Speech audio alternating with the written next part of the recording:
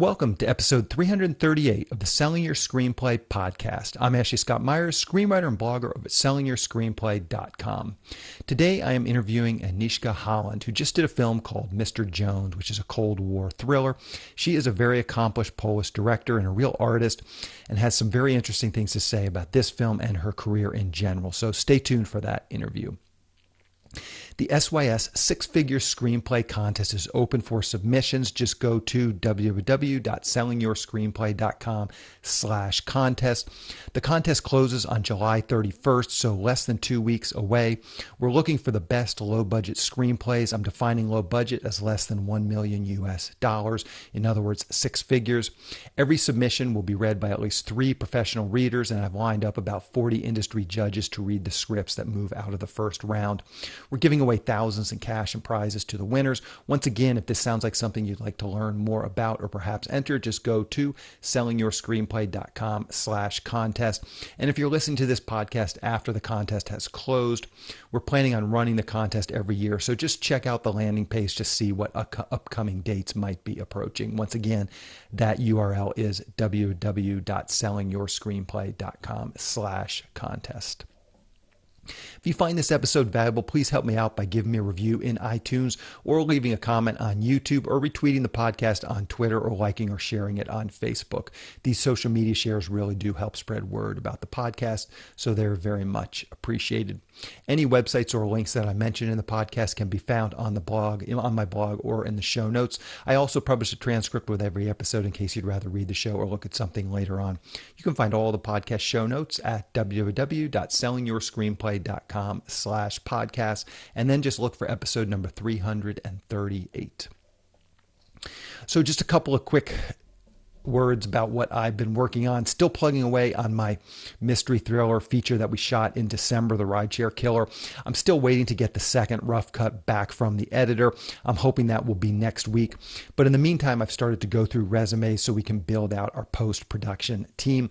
On a small feature like this, we'll hire a composer. They will do the score, music, some original music, all the incidental music as well. We'll get a bunch of sound people as well. We'll need a sound mixer. That's the ultimate sound guy that comes in and he mixes all the sounds together. That's an important job and one that takes, obviously there's some technical skill, but there's also some just, you need like certain machinery, just certain equipment to produce the 5.1 surround sound. There's some things that the mixer, real technical sort of things that guy will do. There's the dialogue editor who will go through and just tweak all the dialogue, make sure everything is clear and understandable. And then there's also sound design, which is all the sound, doors opening, punches, people falling, footsteps, all that sort of stuff. So I'm getting all of that sort of stuff set up, the composer, the audio people, and then also the colorist. That's the other thing, who does the color grading. And if you don't know what color grading is, it basically is just he goes in and tweaks the color. Obviously the film is shot in color, and when you're looking at the rough cut, it's in color, but you can tweak the colors just digitally nowadays. You can go in and very easy just pull out certain ranges of color, and it can really make it pop. You can take an image that looks it's color, but it still looks a little bit flat, and you can just tweak it, and then you can really make that image pop. But a big part of color correction is just making sure the film is consistent from front to back so that you're not going from scene to scene and then things will just look off. Films will have a certain look to them, whether it's like, a gritty sort of rough look, but that look needs to be consistent throughout the film, and the color grader can go in there and kind of give it that look and that color that it needs to be consistent. Again, as well as make it pop. Again, if you're interested in this, just go to YouTube and do a search for something like color grading examples. All these guys that are replying, sending me their resumes, they've done little, 1-2 minute videos that they've put on YouTube as sort of examples. And they do real clear, they'll show like it'll be a shot and, it'll be somebody running, and then they'll do sort of a demonstration of what their color actually does. They'll swoop the color in and swoop the color out, and you can really get a feel for what they're able to do. So if you have any interest in learning more about that, I'd say check out YouTube. Anyway, that's basically what the post team will look like for a film like this. And as I said, over the next few weeks, we're going to be hopefully bringing those people on so that once we get locked picture, we need to actually lock the picture so that there's no more actual physical edits. That's so that they can score it. Obviously, you don't want to pay your color guy to color a bunch of scenes you're not going to use. So you have to make sure everything is locked before you get these other sort of technical people to come in and do what they need to do to the film. So anyway, anyways, hopefully in the next month or two, we'll have a locked picture, and then these guys can go to work, and we'll stay on schedule and get the film finished. There's some renewed life for the kids TV show that I wrote a couple of years ago. You might remember, I did mention that on the podcast. It was written for a Vegas performer. He's back at it, trying to raise money to shoot a pilot episode. So we'll see how that goes. But the plan there is, raise some money, shoot a pilot, and then hopefully take that pilot and pitch it around town. If you've ever looked me up on IMDb, you might have noticed a credit I have listed called Josh Taylor's Prom Date. At some point, maybe I'll go into the whole saga. It's a long, long story at this point, but the movie got shot about 2 years ago. So they completely shot the movie. Everything I heard, I wasn't on set. It wasn't shot in LA, so I wasn't around to see any of the shooting. But everything I've heard from the people that I know that were on the set, it was well-run set, and they did a good job shooting it. But they ran into some problems in post-production, and the thing has just been bogged down now for a couple of years. But I did hear from one of the producers this week, and it seems like he has a real clear plan of action now to just move the project forward and get it finished. So that's really, really promising. And I mentioned this just so people have some idea that even, you get that option and you're excited, and then eventually you get that sale and you're excited. And then sometimes your movie even gets produced and you're excited. But even after the script is optioned, sold, and produced, it can still be a long road. The movie I did called Rush Lights, and I talked about that on the podcast as well. The producer, I think he had it optioned. Literally, he was optioning it for over the course of 9 or 10 years. And then even after he finally bought the script, raised the money, shot the movie, bought the script from me, it still took him 2 or 3 years to get through post-production. So, these independent movies can be a real grind. Financing is always a problem. Trying to make sure everything's going to add up on the financial side is very difficult, which makes it very difficult to raise money. So just things can happen. And, no matter how close you are to the finish line, things can always go wrong until you're across the finish line. So anyways, between that and the Rideshare Killer, maybe I'll get 2 credits this year, which, considering what a year we're having here with everything going on, I think it would actually not be a bad year. But anyways, that's the main things that I'm working on now. So now let's get into the main segment. Today, I am interviewing director Agnieszka Holland. Here is the interview. Welcome, Agnieszka, to the Selling Your Screenplay podcast. I really appreciate you coming on the show with me today. My pleasure. Thank you for having me. Yeah, sure. So just to start out, maybe you can tell us a little bit about your background, just quickly. Where did you grow up and how did you get started in the entertainment business? Well, I grew up in communist Poland. My parents have been journalists. My father was Jew. My mother is Polish Catholic. It means she's not a believer, but by her family. I studied in Czechoslovakia in the film school, and I started to make my movies in communist Poland in 70s, and became slowly but surely the film director later in several countries. And I'm sorry. What is it, do you think, that attracted you to the entertainment industry? But it wasn't the industry for me, it was the art. I think that when I was 15, I was director because I loved the cinema, which I watched in the art houses, and it was a great period for the cinema. It was very, very, very new and very, avant-garde-ish, and speaking in the way no one spoke before, and speaking about the things which have been not shown before. And I loved all kinds of the movies. So the richness of this medium attracted me, and I was not thinking about money or box office and the stuff like that. And I wanted to be a painter first when I was teenager, and then I realized that I need the visual expression, but I need also to tell the story. And by the last but not least, I need also to have the power to tell to the people what they have to do. So I decided that first you create the images and you direct the crew and the actors. So let's dig into your latest film, Mr. Jones. Maybe to start out, you can give us a quick pitch or logline. What is this film all about? It's 1933. It is the story of the young Welsh journalist, very ambitious, curious, and bright young man who was the first journalist interviewing Adolf Hitler after he took the power. And then he decided to go to Soviet Union and to interview Stalin.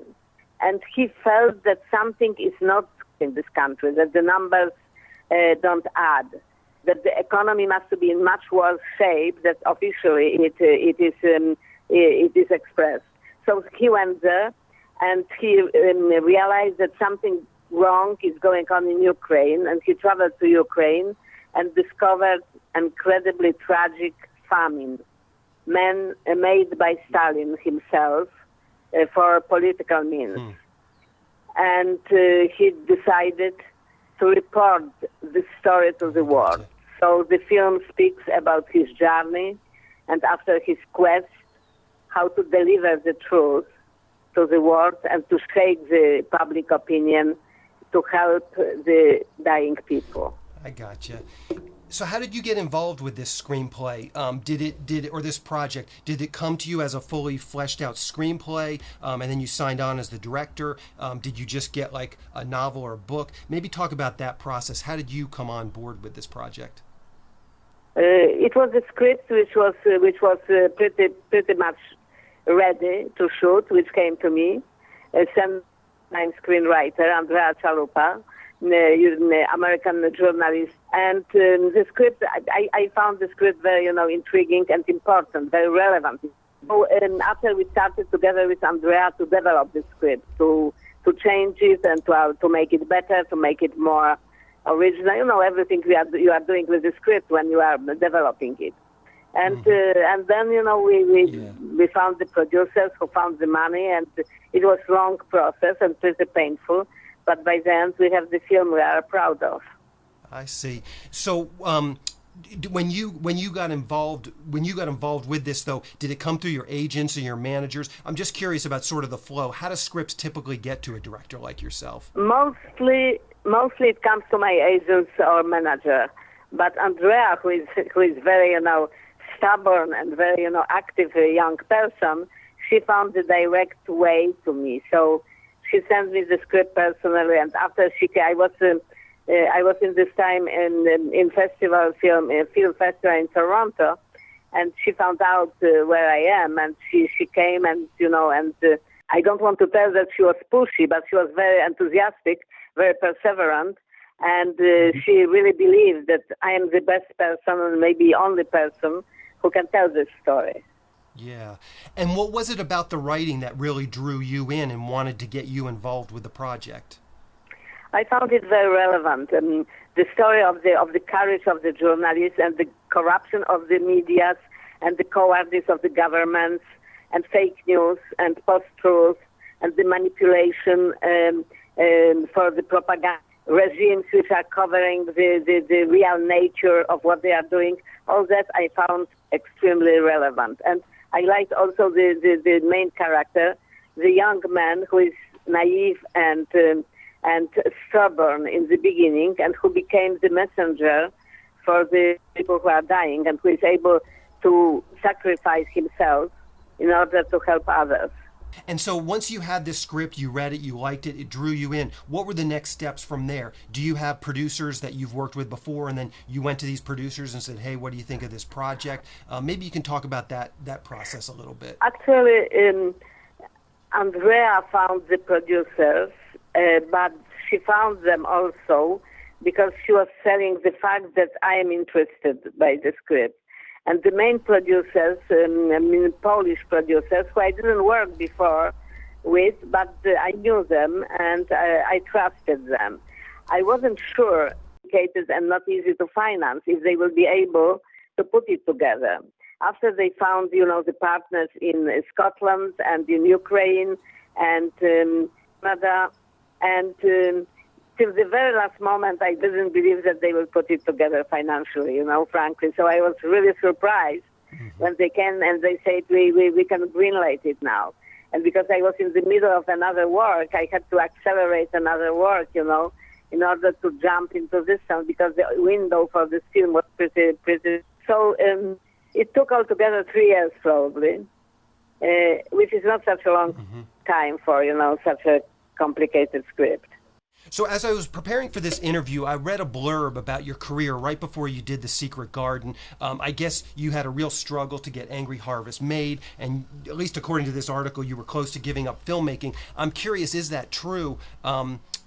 Then you were hired, I guess, to direct The Secret Garden. But I'm curious, is that true? And what keeps you going through the very hard times? I think a lot of people that get into the business, they feel like things are going to get easy once you have that first break. And I think there's still a lot of struggle. What keeps you going year after year when you run into these roadblocks? And I mean, you just made a sort of an interesting comment that you didn't think the producers would actually raise the money for this project. I'm sure that was not disparaging on the producers. The fact is most projects just simply don't get off the ground. But what keeps you motivated and what keeps you going when you do run into setbacks?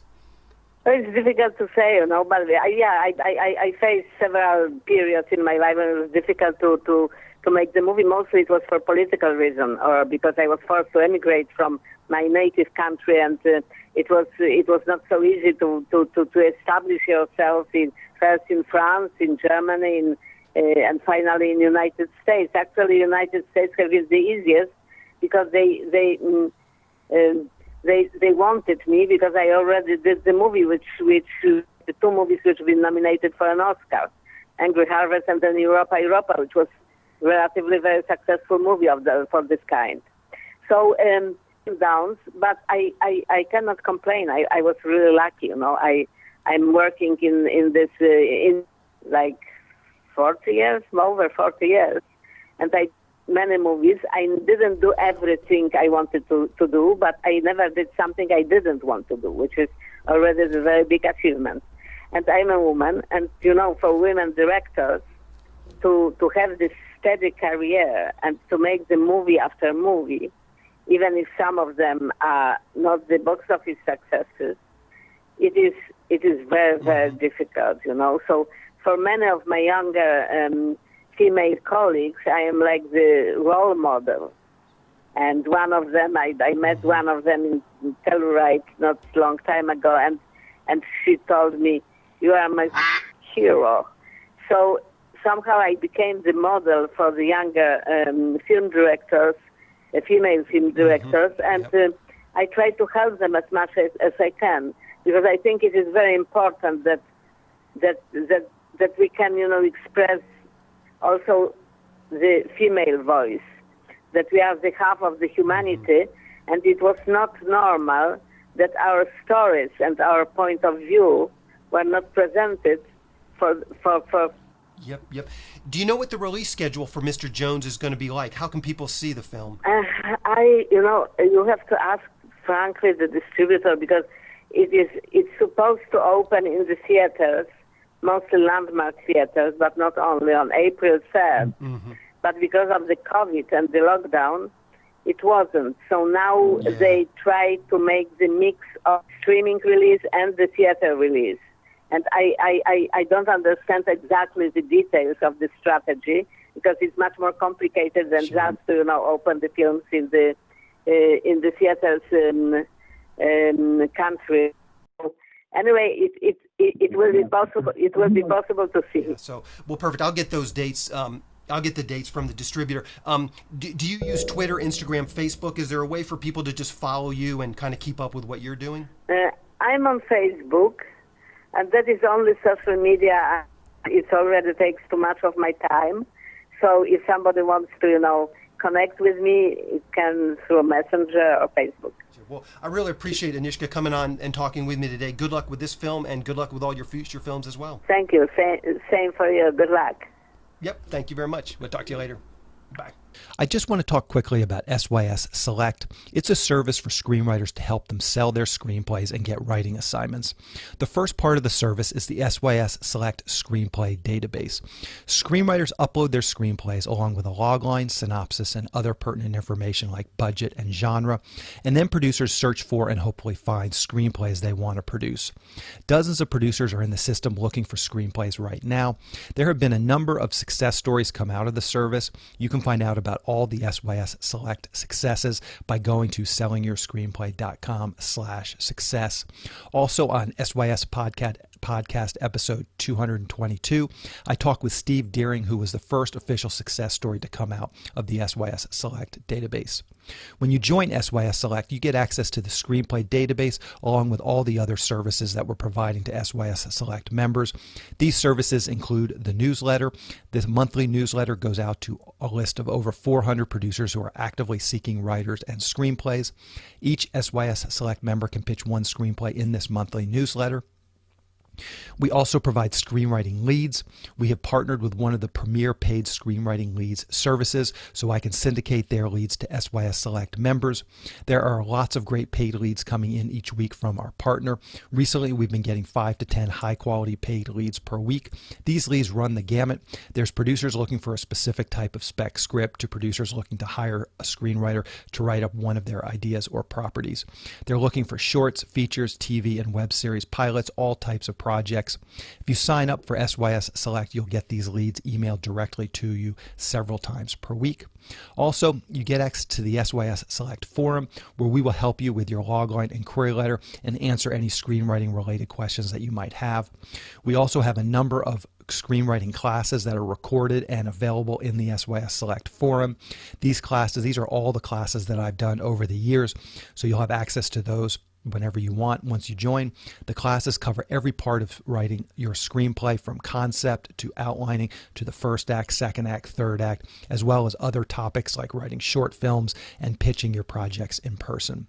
Once again, if this sounds like something you'd like to learn more about, please go to sellingyourscreenplayselect.com. Again, that is sellingyourscreenplayselect.com. On the next episode of the podcast, I'm going to be interviewing Joshua Caldwell, who just did a film called Infamous, starring Bella Thorne. It's a sort of social media fueled Bonnie and Clyde crime story. We talk about how he got this film produced, how he got to this position in his career. So keep an eye out for that episode next week. That's our show. Thank you for listening.